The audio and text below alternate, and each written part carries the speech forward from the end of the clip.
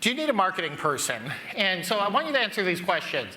First of all, time. Do you currently have time to consistently do the marketing activities that you need to do in order to grow your business? And I have consistently in there. I don't want you starting once. I don't want you coming to a Producers Club meeting or a Rapid or a MSP launch or a Toolkit or a Fast Start or something and doing it once and then not doing it again. If you have not sent out a 9-word email in the last 3 months, in the last 6 months, you need a marketing person. They should be doing that for you because I guarantee you're missing out on business doing that. If you're not running Google Reviews campaign, if you're not doing cyber tips, if you're not doing the Prospect Hopper program, if you don't even know what the words I'm saying are, you need a marketing person.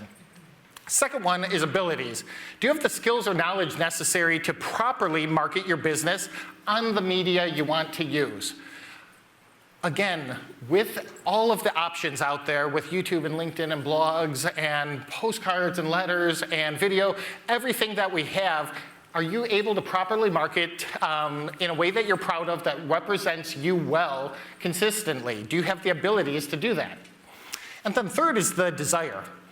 Do you or your staff actually want to do marketing? Do you just have, as Robin would call them, a wife or an indentured servant who you kind of toss the marketing to? At the last session I was doing with Angie Whitkey, and she said her husband bought the toolkit. She's like, Angie, here's the toolkit, go make this happen. And luckily for Adam and for Angie, they did and have built an amazing business. But if you're gonna force marketing on someone just because you have an admin, or you've got an office manager, or you've got an intern, or you've got a daughter or cousin or stepsister, and you want them to do it and they don't have the desire to, it's probably not gonna work. And then for what's new, I want you to ask yourself before you hire a marketing person, can I get AI to do this for me? Can I spend an extra 5 minutes a day, 10 minutes a day, 15 minutes a day, doing all the things that we just talked about, better, faster, more consistently than you've been doing, without spending $40, $60, $80, $120,000 a year on a marketing person who can do this.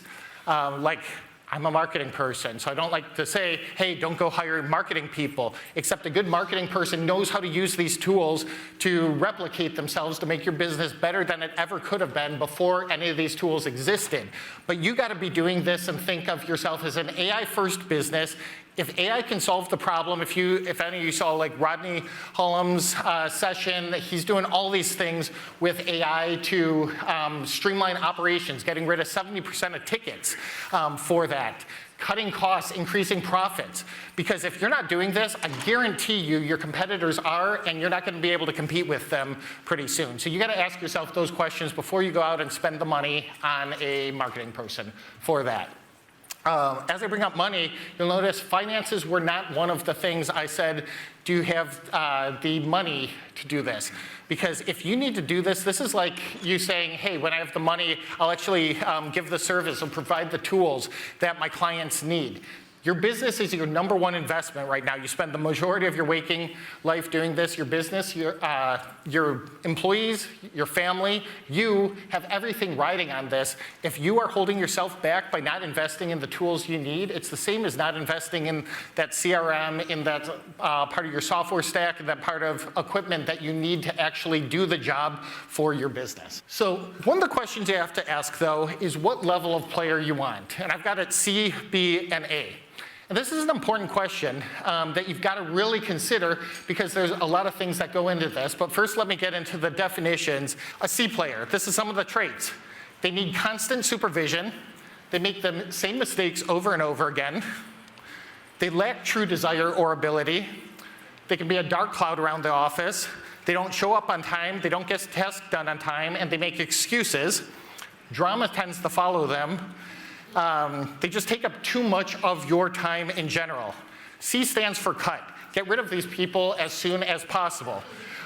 There's no reason. Most of you, if you haven't heard it, look it up, but Robin's whole story about sour milk doesn't go fresh with that. So you don't get sour milk, you don't take it out of the fridge, you don't open up, smell it, go away, and say, hey, maybe if I put this on, talk nicely to it, give it a couple days off, put it back in the fridge, that it'll go fresh later on. That's a C person. They are sour milk, they're not gonna get better. It's not that they're a bad person, it may not just be a good fit for you, or for whatever reason, it's the wrong place at the wrong time with them. Cut them free, let the universe find a better position for them. They'll grow, and you certainly will grow. A B player trait, totally different animal. First of all, this person needs direction more than supervision. You say, hey, go that way, do this thing. They'll head in the right direction. They don't need constant supervision to make sure they keep walking that direction. They're not going to turn around. They're not going to go left, right, take a nap in the middle of the day. They make mistakes, but they learn from those mistakes most of the time. They show more desire or basic ability. I'm not as worried about their current abilities. People can learn skills. What you cannot teach is desire. They've got to have that desire for that. They don't have a negative persona. I'm not saying they're the best person you ever hired. I'm not saying they're the person who you're like, if they're in the office, everything's bright and cherry, but they don't bring the office mood down. They show up and they get things done most of the time on time. They give reasons, not excuses. Those are two very different things. We've all heard excuses, we've all heard reasons, and you know the difference between the two. These people in general can stay B-level, and that may be perfect. There's a lot of people who can get the job done. You don't need to hire an A player at every level for your business. Or they can degrade down to a C level, usually because of a life event, or they just get bored, or can be a feeling of entitlement. People grow into things as soon as you give, so Robin uses this story from years ago. I'm going to say it's before I was there because it would make me look bad otherwise. But she's like, hey, I started bringing pizza in on Fridays or whatever. Then all of a sudden, it was like supposed to be a bonus or thing when it was done. All of a sudden, they didn't hit the bonus and she didn't have pizza. And they started to complain. And they're like, we've always had pizza on Fridays, or they've always had this, or they've always had that. So when you give these things, they become expected, and people become, they get a feeling of entitlement no matter what happens. Like I can see a lot of heads nodding with this. You've made that same, it's not really a mistake, it's a human trait with that. But when people start doing that, you've got to correct that and say, no, you didn't always get pizza on Friday. You got pizza on Friday because we hit goals, we're kicking ass, we're taking names, we're making the sales, we're getting appointments, we're doing this, this, and this, and that's why you get pizza on Friday. You didn't do that, no pizza on Friday type of thing. A player traits. They provide direction, they don't take direction, and they're a self-supervisor. Yeah, you're gonna still meet with them. Yeah, they still need to learn. Yeah, they still need a mentor and training and all of that, but they're pretty much, if you give them a goal, they're gonna know the direction, they're gonna provide direction, and they're gonna get it done. They earn or learn. It's not that they're not going to make mistakes, especially in marketing. If we get something right, like 1 out of 4, 1 out of 5 times, that's totally normal. You do it, you see if it works. If it does, you scale it. If it doesn't, you move on. But you don't, you earn or you learn what doesn't work, and you don't make the same mistakes again and again. They show an excessive level of desire, and they spend their own time adding skills and abilities to this. Heard once before, an employee trains on company time, a professional trains on their own time. That doesn't mean you don't bring them to events, that you don't give them time to go on marketing deep dives or whatever on company time, but these are the people who have so much desire that they're gonna be watching YouTube videos, they're gonna be reading books, listening to podcasts, doing all the things they would do on company time, on their own time, in addition to the time you're giving them. They're a positive persona, whatever that means in your organization. They show up and they get things done, period. They give alerts and take ownership. They don't make excuses, they don't have reasons, they take ownership for it, they correct it, and move on. And they're gonna make mistakes. They're gonna do things you don't like, but they're gonna own those mistakes. You're gonna move on, they're gonna move on, because you all have better things to do than rehash old mistakes. So an A player can stay an A level and perform with you, or they can stay A level but get recruited away. That is your biggest fear with an A player. So what do we have to do to keep these A players around? So how many of you remember the dream team here? I know I see some faces in the room that definitely don't, so most of us.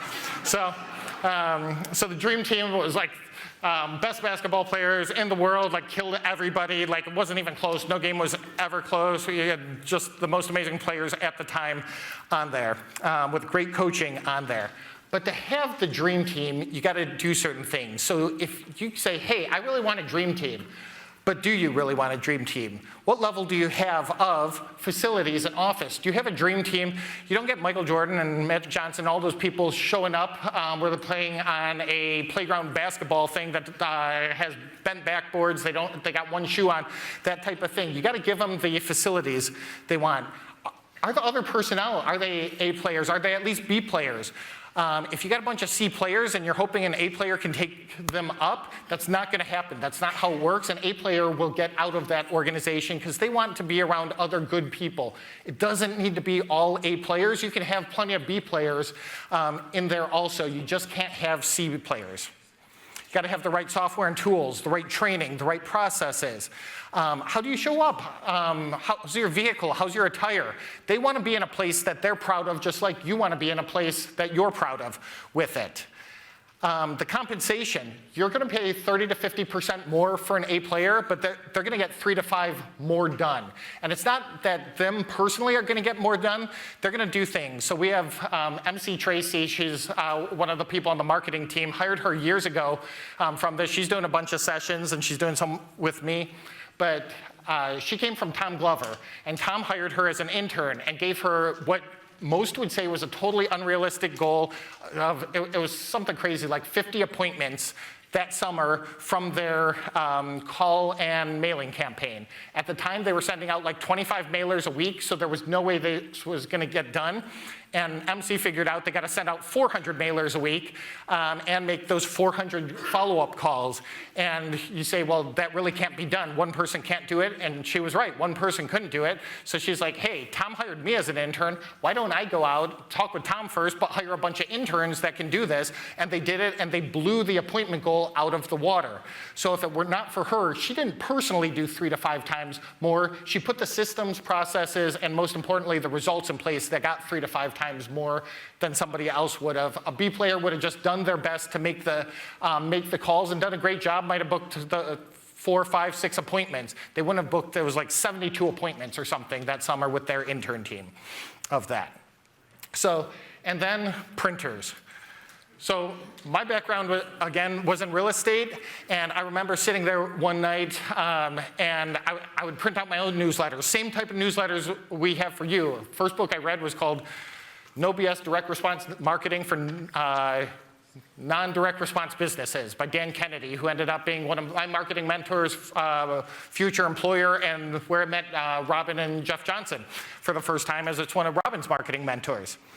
And I sat there printing out these newsletters, and it was going super slow, and then they ran out of ink. I go, can't find ink, and this was like, you couldn't even find ink. I'm doing this from midnight to like 4 a.m. because I was printing out hundreds of these things, and you were allowed to use the company facilities, but they didn't even have a decent printer. It would take all night to do, and then they're out of supplies. So I was just infuriated, and so that was the first time I thought, hey, I can open up a better office than this, and within like 6 months, because I'd been in the business all of about a year, I figured I was qualified to open up my own real estate office, and did. That was shaky, but it went well in the end.